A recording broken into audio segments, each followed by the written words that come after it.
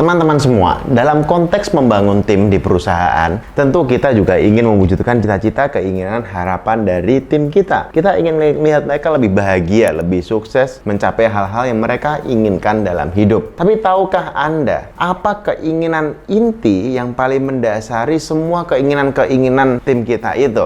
Dalam buku The 15 Commitments of Conscious Leadership, Jim Detmer, Diana Chapman, dan Kelly Warner Clem menjelaskan bahwa ternyata yang mendasari dari semua keinginan itu hanya 3 hal. Apa itu? Yang pertama adalah security. Keinginan untuk keamanan adalah keinginan inti yang paling mendasar. Pada dasarnya, yang diinginkan dari ini adalah untuk bisa survive, agar bisa bertahan hidup.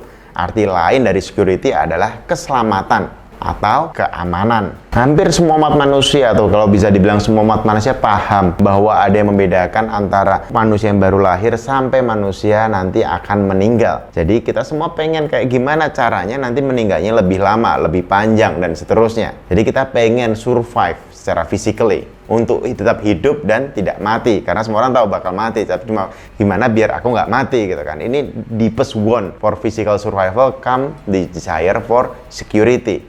Jika ada tim kita ingin keamanan finansial, keamanan pekerjaan, keamanan material, keamanan dalam hal hubungan, relationship, atau apapun itu adalah untuk survival.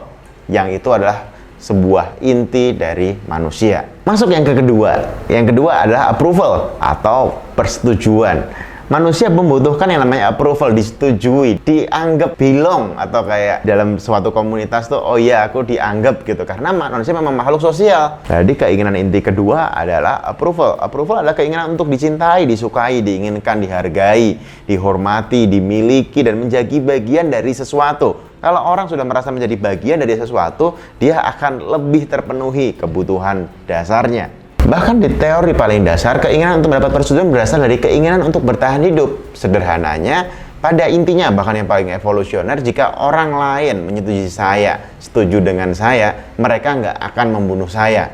Itu makanya orang banyak masang bendera masing-masing. Saya dari agama ini, saya dari negara ini, saya suku ini, saya dari partai ini, saya bisa dari golongan ini. Itu biar dia ngerasa aman di golongannya masing-masing. Karena bertahan hidup adalah keinginan terdalam seorang manusia, maka strateginya adalah untuk bertahan hidup.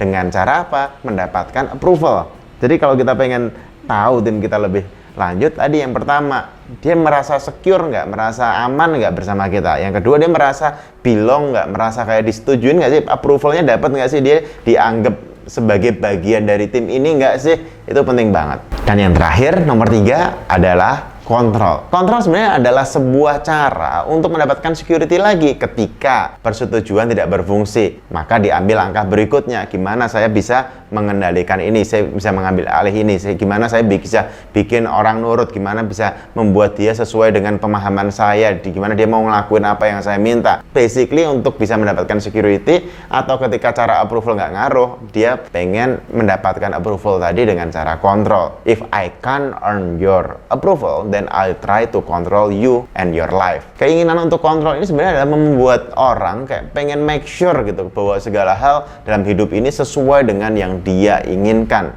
Nah, setelah kita tahu ini, ketika ada tim kita yang menginginkan sesuatu atau dia meresahkan sesuatu, cari root of the cause-nya. Apakah ini hubungannya dengan approval?